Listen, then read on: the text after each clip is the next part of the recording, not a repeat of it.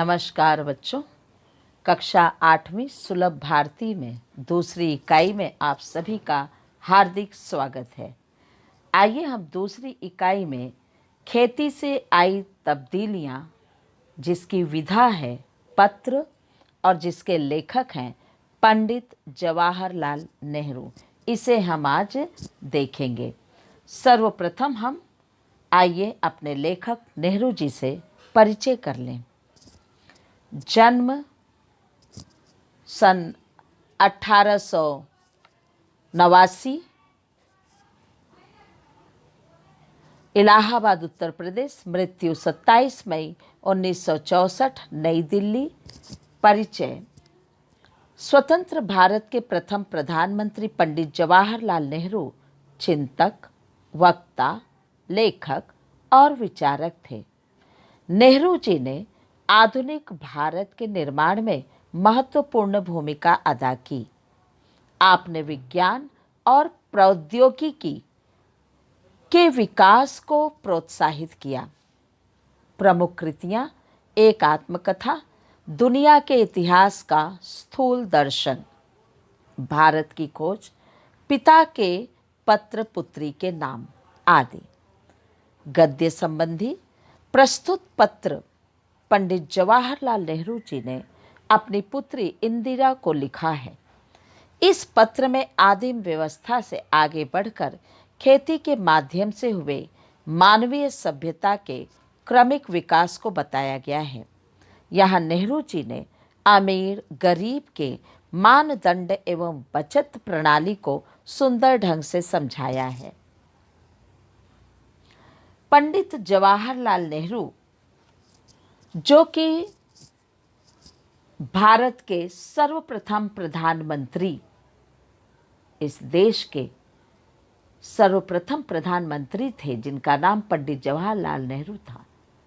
वे जन जन के प्यारे थे। वे इस समय हमारे बीच नहीं हैं, लेकिन वे सबके हृदय में बसे हुए हैं। जब तक वे प्रधानमंत्री के पद पर थे, समाज और देश की उन्नति के लिए अनेक कार्य करते रहे। पंचवर्षीय योजनाओं द्वारा उनके नेतृत्व में उद्योग, विज्ञान और शिक्षा के क्षेत्र में पर्याप्त उन्नति हुई। मेरे प्यारे बच्चों, पंडित नेहरू बड़े दृढ़ प्रतिज्ञ थे, कार्यशीलता में विश्वास रखते थे। वर्क इज वर्शिप, ये उनका सिद्धांत था।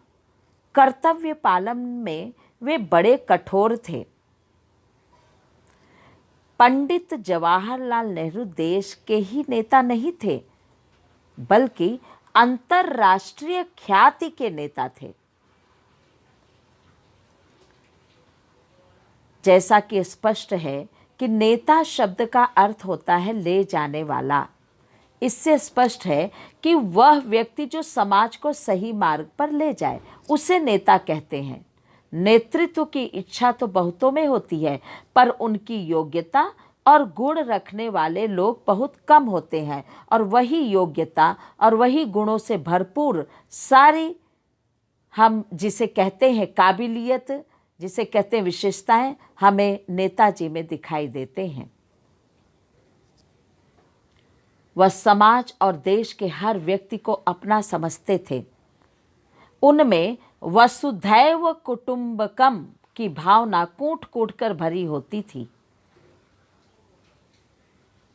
नेहरू जी बच्चों को बहुत प्यार करते थे, इसीलिए उन्हें प्यार से जो है चाचा नेहरू भी बुलाया जाता है।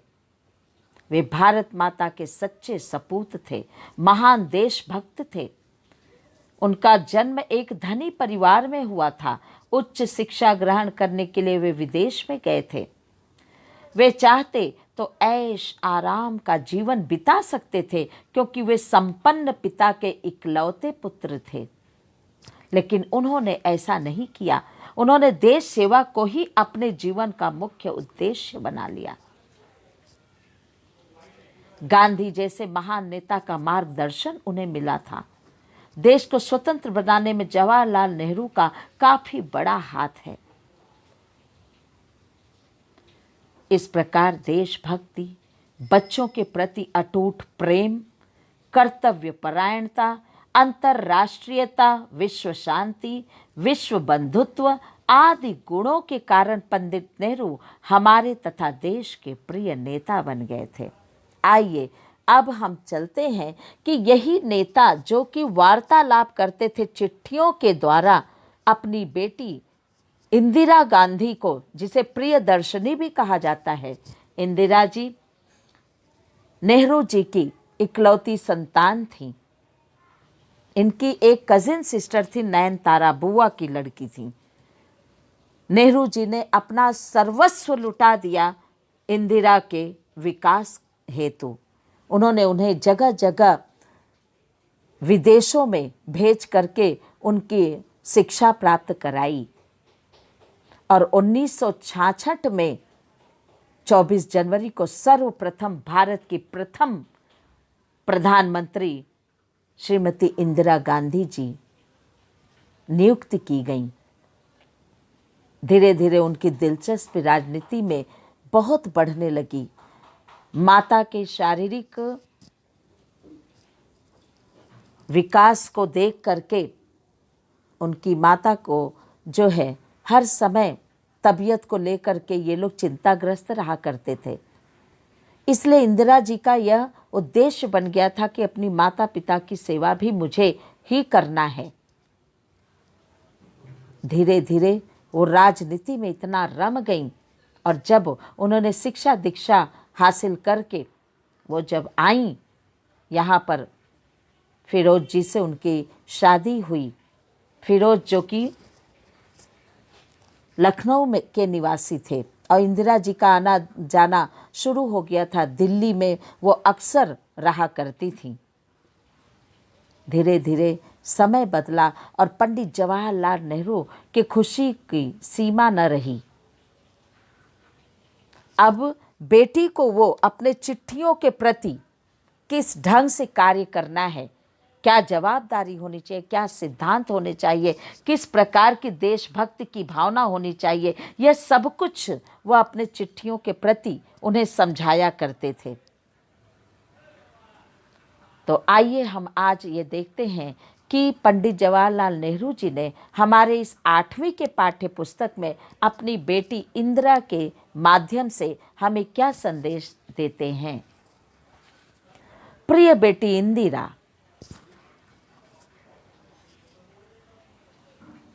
अपने पिछले खत में मैंने कामों के अलग अलग किए जाने का कुछ हल बतलाया था। बिल्कुल शुरू में जब आदमी सिर्फ शिकार पर गुजर बसर करता था, काम बटे हुए न थे। हर एक आदमी शिकार करता था और मुश्किल से खाने भर को पाता था। सबसे पहले मर्दों और औरतों के बीच में काम बंटना शुरू हुआ होगा। मर्द शिकार करता होगा और औरत घर में रहकर बच्चों को पालतू जानवरों की निगरानी करती होगी। तो औरत घर में रह करके बच्चों और पालतू जानवरों की निगरानी करती होगी। निगरानी करना, देखभाल करना। तब्दीलियां का अर्थ परिवर्तन, बदलाव। मर्द का मतलब नर या पुरुष, मेल जिसे आप कहते हैं। औरत महिला, स्त्री, फीमेल। नेहरू जी ने कहा कि पिछले चिट्ठी में, पिछले पत्र में मैंने तुमको कहा कि कामों को किस प्रकार से हम अलग अलग करके, अलग अलग हिस्सों में बांट करके, अलग अलग काबिलियत हुनर के अनुसार, अगर हम मनुष्य के अनुसार और उनकी काबिलियत के अनुसार, उनकी विशेषताओं के अनुसार उनके काम अगर बांट दिए जाएं तो इससे जो है एक ही मनुष्य के ऊपर, एक ही इंसान के ऊपर काम का बोझ नहीं पड़ेगा और हर एक क्षेत्र से तरक्की होती रहेगी और काम में वृद्धि होती जाएगी। जब आदमियों ने, उन्होंने कहा अपनी बेटी इंदिरा से कि सबसे पहले जब शुरू हुआ होगा काम को बांटने का जरिया, तो पुरुष जो है शिकार करते रहे होंगे, क्योंकि नौकरी वगैरह की तो बात थी नहीं उस वक्त। और औरतों का काम था कि घर में रह कर के बच्चों की देखभाल करना और जो पालतू जानवर हैं उनकी देखभाल करनी होती होगी। जब आदमियों ने खेती करना सीखा तो बहुत सी नई नई बातें निकली। पहली बात यह हुई कि काम कई हिस्सों में बंट गए। कुछ लोग शिकार खेलते, कुछ खेती करते और कुछ हल चलाते। जब काम को बांटा होगा, जब उसका डिवीजन किया गया होगा, तो सबसे पहली बात नेहरू जी ने क्या बताई इंदिरा जी को कि इस प्रकार से कई अलग अलग ढंग से कामों को बांट दिया गया होगा। जैसे कुछ लोग शिकार खेलने के लिए निकलते होंगे, तो कुछ लोग खेती करते होंगे और कुछ लोग हल चलाते होंगे। जैसे जैसे दिन गुजरते गए, आदमियों ने नए नए पेशे सीखे। पेशा तरीका, काम करने का जरिया, माध्यम, विधि, उसमें परिवर्तन आए और सीखते गए और उनमें वे पक्के हो गए। पूरी तरह से वो उसमें परफेक्ट हो गए, निपुण हो गए। खेती करने का दूसरा अच्छा नतीजा यह हुआ कि गांव और कस्बे बन गए, लोग इनमें आबाद होने लगे। खेती करने का दूसरा परिणाम यह हुआ कि गांव बन गए, छोटी छोटी कस्बे बन गए और लोग इनमें रहने लगे परिवार के साथ। परिवार एक साथ मिलकर के रहने लगा और उसमें गुजर बसर करने लगे। खेती के पहले लोग इधर उधर घूमते फिरते थे और शिकार करते थे, क्योंकि उनके लिए और कोई परिवार ऐसा नहीं था। हर एक वादी, हर एक जन जो है उनके परिवार का सदस्य बन जाता था। लेकिन धीरे धीरे जब लोगों के अंदर यह समझ आई, तो लोग जो है शादी ब्याह, फिर बाल बच्चे, तो इस प्रकार से लोग अपने अपने परिवार के साथ रहने लगे और उनके लिए एक जगह रहना जरूरी नहीं था। शिकार हर एक जगह मिल जाता था। इसके सिवा उन्हें गायों, बकरियों और दूसरे जानवरों की वजह से इधर उधर घूमना पड़ता था। इन जानवरों के चराने के लिए चरागाहों की जरूरत थी। एक जगह कुछ दिनों तक चरने के बाद जमीन में जानवरों के लिए काफी घास पैदा नहीं होती थी और सारी जाति को दूसरी जगह जाना पड़ता था। सही बात है कि अगर एक जगह कुछ घास अगर उग आती थी तो सारे जानवर एक ही जगह चरने के लिए, घास खाने के लिए आक्रमण कर देते थे, जुट जाते थे। तो इसकी वजह से बहुत सी ऐसी समस्याएं आती थी कि जानवरों के लिए पर्याप्त घास वहाँ पर नहीं मिल पाता था। तो इसलिए एक जगह से दूसरी जगह आना जाना पड़ता था। जब लोगों को खेती करना आ गया तो उनका जमीन के पास रहना जरूरी हो गया। धीरे धीरे हल चलाना शुरू किए लोग। जो बंजर जमीन थे, जहाँ पे मात्र पत्थर कंकड़ रहते थे, उसमें हल खुदाई कर करके, गुड़ाई कर करके उसे उपजाऊ बनाया गया। और जब उपजाऊ बनाया जाने लगा तो फिर उन्हें खेत की अहमियत का ज्ञान होने लगा। और उसके बाद जब वो खेती करने लगे, फार्मिंग वर्क करना शुरू हो गया उनका, तो ज़मीन के पास, उनकी जो लैंड होती थी उनके पास उनका रहना जरूरी हो गया। क्यों? क्योंकि ज़मीन में वो बीज बोते थे, खाद डालते थे, फसलों की देखभाल करना पड़ता था, उसे जोत करके, बो करके, खुदाई करके, हल चला करके उसे छोड़ा नहीं जा सकता था। तो इसलिए उन्हें साल भर तक लगातार खेती का काम ही करना पड़ता था और काम में ही उनका मन लगा रहता था। और इस तरह धीरे धीरे गांव और शहर बन गए। लोग खेती करते थे, साल भर में जो सीजन के अनुसार, मौसम के अनुसार और ऋतुओं के अनुसार जो फसलें तैयार होती थी, उससे वो अपनी जीविका चलाते थे।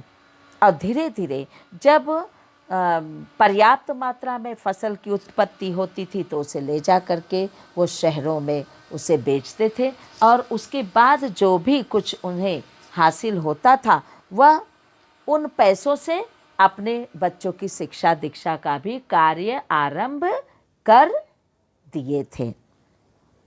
दूसरी बात, सबसे बड़ी बात जो खेती से पैदा हुई वह यह थी कि आदमी की जिंदगी ज़्यादा आराम से कटने लगी, क्योंकि पहले दिक्कत आती थी, भरपेट भोजन पर मिलता नहीं था लोगों को, लेकिन जब खेती करने लगे तो उसकी पैदावार से उनका जीवन जो है आराम से कटने लगा। खेती से जमीन में अनाज पैदा करना सारे दिन शिकार खेलने से कहीं ज़्यादा आसान था। इसके सिवा जमीन में अनाज भी इतना पैदा होता था जितना वे एकदम खा नहीं सकते थे। इस प्रकार से पर्याप्त मात्रा में जो है फसलों की उत्पत्ति हुआ करती थी और वो खा नहीं सकते थे। तो हर समय होता क्या था कि जो भी फसल उत्पत्ति होती थी, जिन फसलों की पैदावार होती थी, वो उसे जब नहीं खा सकते थे उसे सुरक्षित रखते थे ताकि वह आपातकाली में उसका इस्तेमाल कर सके। हर समय तो गेहूं की फसल उगाई नहीं जा सकती 12 महीने हम धान को नहीं उगा सकते हैं, 12 महीने हम दाल को नहीं उगा सकते हैं। तो इसी प्रकार से ऋतु के अनुसार हम खेती कर सकते थे। तो जो पर्याप्त मात्रा में अगर उनके खाने पीने से ज़्यादा अनाज की पैदावार होती थी तो वो उसे सुरक्षित रख दिया करते थे। एक और मज़े की बात सुनो, वह यह कि जब आदमी निपट शिकारी था तो वह कुछ जमा न कर पाता था, या कर भी सकता था तो बहुत ही कम।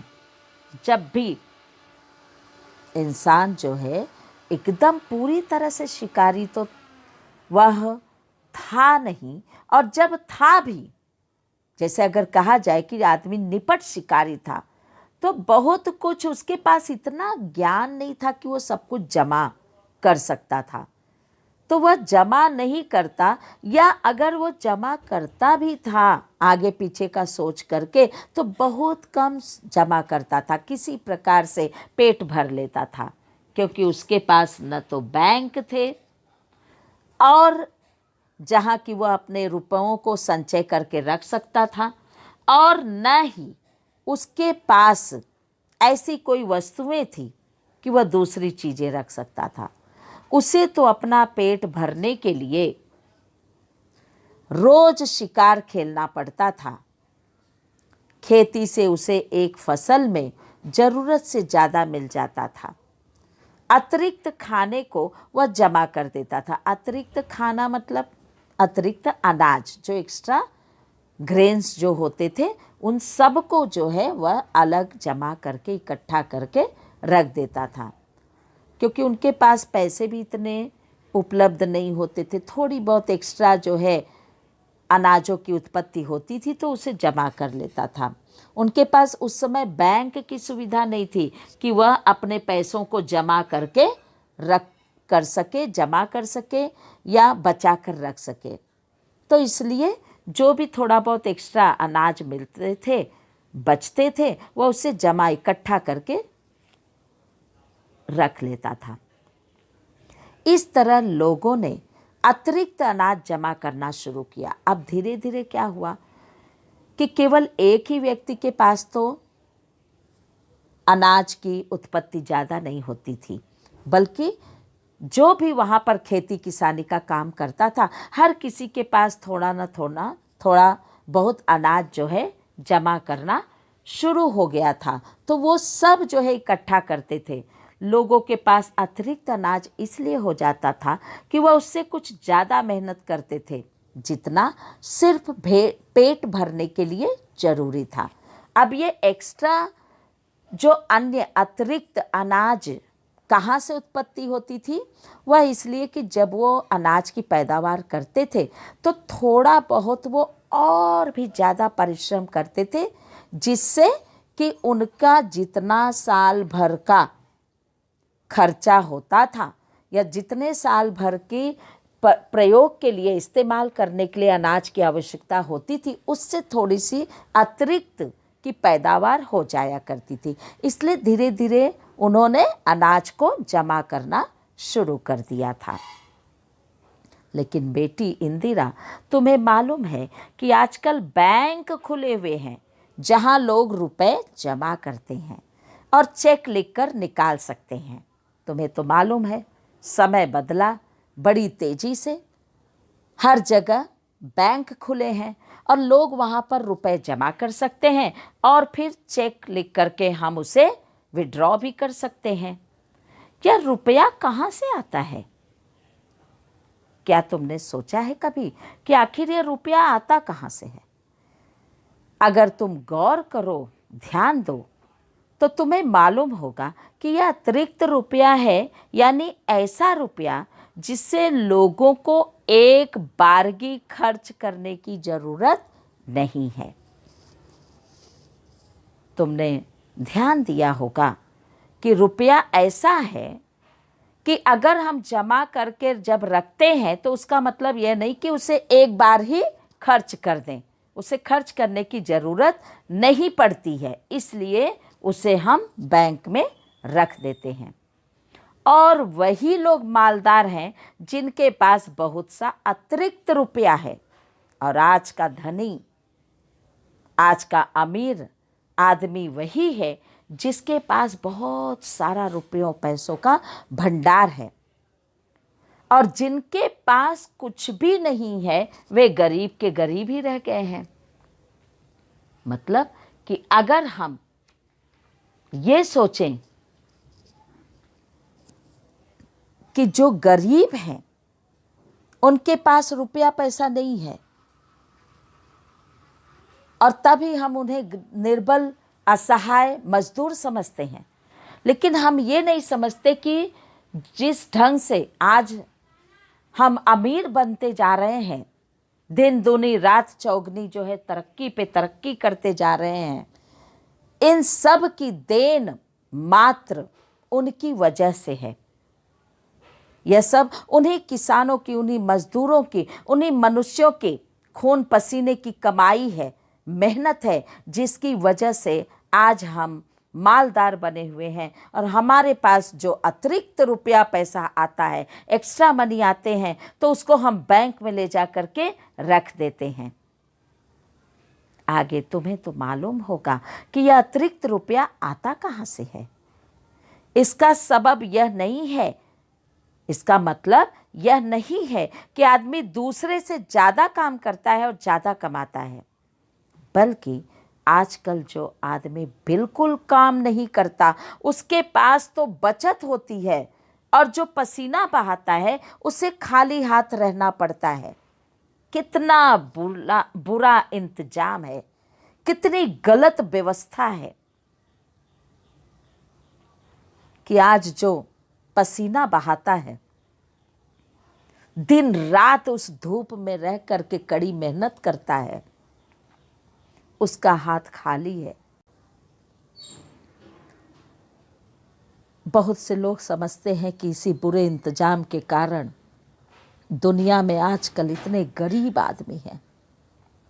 अभी शायद तुम यह बात समझ न सको, इसलिए इसमें सिर न खपाओ। इसमें तुम्हें ज़्यादा वक्त देने की ज़रूरत नहीं है। धीरे धीरे तुम सब समझने लगोगी। थोड़े दिनों में तुम इसे भी समझने लगोगी कि क्या कारण है कि आज जो इंसान मेहनत कर रहा है, मजदूरी कर रहा है, दिन रात पत्थरों के बीच लड़ रहा है, अपने बच्चों का पालन पोषण करने की कोशिश कर रहा है, जिसे एक वक्त का खाना भी नसीब नहीं होता, ऐसे लोगों के पास आज बैंक बैलेंस नहीं है। और जो इंसान कोई मेहनत नहीं करता और आज अगर हम देखने जाएं तो उसका बैंक जो है बैंक की तिजोरी रुपयों पैसों से भरी पूरी है। क्यों? क्योंकि लोगों के अंदर इंसानियत खत्म हो गई है। लोगों के अंदर हमदर्दी की भावना खत्म हो गई है। कहते हैं कि अन्नदाता कहलाने के बावजूद सामाजिक रूप से उस किसान का सुखी जीवन नहीं होता है। निरक्षरता और अज्ञान के कारण गांव के अन्य लोग उसे अनेक तरह से धोखा देते हैं। संस्कृति में कहा गया है, परोपकाराय सताम विभूतयः। सज्जनों का जीवन दूसरों की भलाई के लिए होता है। हमें यह नहीं भूलना चाहिए प्यारे बच्चों कि किसान भी सज्जन है, जिसका सारा जीवन जन कल्याण से भरा हुआ है। इसीलिए भारतीय किसान को भारत माँ का सपूत कहना उचित होगा। भगवान को तो अन्नदाता कहा जाता है, साथ ही किसान को भी इसी उपाधि से विभूषित करते हैं।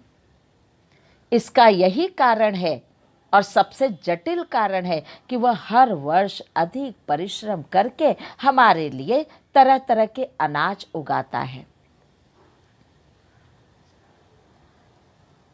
और इस प्रकार से भारतीय किसान की दशा केवल खेती से ही नहीं सुधारी जा सकती है। खेती का काम 12 महीने नहीं रहता है बच्चों। अतः गांव में छोटे मोटे उद्योग धंधे भी स्थापित करने चाहिए, जिनमें खेती के औजार विशेष रूप से बनने चाहिए। यातायात की सुविधा गांव को भी मिलनी चाहिए, जिससे यह अपना अनाज बड़ी मंडियों में बेच सकें और बनियों के शोषण से बच सकें। तो इसलिए नेहरू जी ने कहा कि जब तुम इसे समझने लगोगी तो अपने आप तुम्हें यह ज्ञान हो जाएगा कि क्या कारण है अमीरों के पास बैंक बैलेंस होते हैं और उन किसान मजदूरों के पास जो है कभी भी बैंक बैलेंस नहीं इकट्ठा होता। इस वक्त तो तुम्हें इतना ही जानना पर्याप्त होगा कि खेती से आदमी को उससे ज़्यादा खाना मिलने लगा और वह खा नहीं सकता था, यह जमा कर लिया जाता था। उस जमाने में न रुपए थे न बैंक। जिनके पास बहुत सी गायें, भेड़ें, ऊन या अनाज होता था, वे ही अमीर कहलाते थे। आज अमीर की परिभाषा अलग हो गई है। क्यों? क्योंकि यह जो है आधुनिक युग है, इसलिए अमीरों की परिभाषा ही बदल गई।